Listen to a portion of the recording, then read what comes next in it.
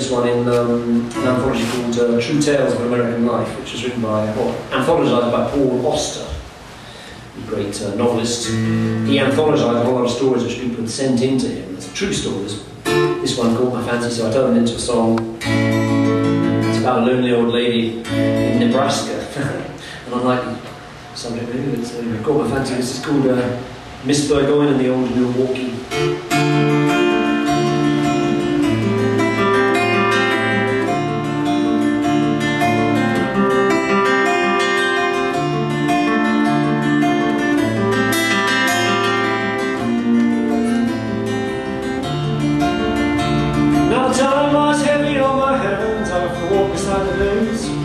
Where the old Milwaukee Railroad used to pass. The tracks all torn down long ago, a few planks left from the old depot, scattered among the weeds and the prairie grass.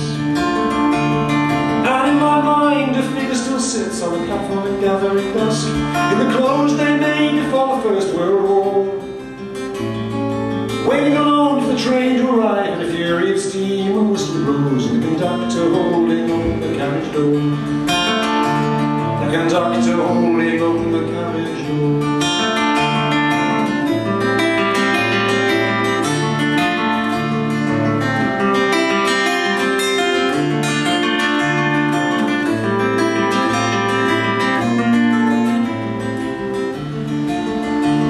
Her name was Edith, behind her back to her face it was Miss Burgoyne. She lived with her parents in a modest bungalow, teaching piano to the neighborhood kids, 50 cents an hour, and listen and smile as we stumbled through our scales and arpeggios.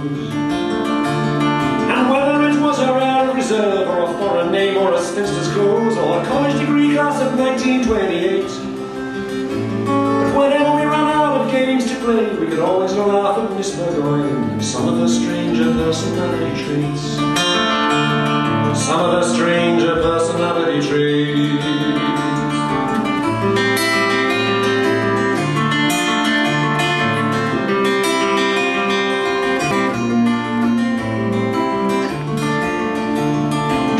Summer of 35, as I recall, the change began, and Edith first boarded the Milwaukee train, attended him right to the next stop on the line, and there she'd descend and come rain or shine, she'd walk the 5 miles home again.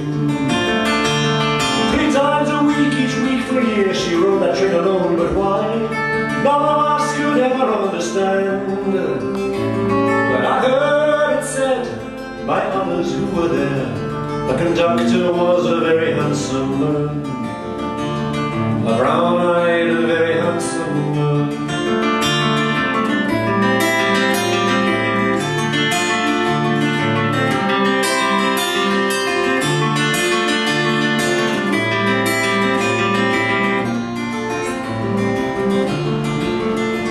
So the years flew by and Edith's parents died. She sold up and moved away to Iowa, the rumor went with a married man. Others say she died alone, in bitterness and poverty, on a barren farm with intractable lands. But in my mind, the figure still sits on the platform in gathering dusk, in the clothes they made before the First World War, waiting alone for the train to arrive in a fury of steam and whistle blows, and the conductor holding open the carriage door. The conductor holding on the carriage door.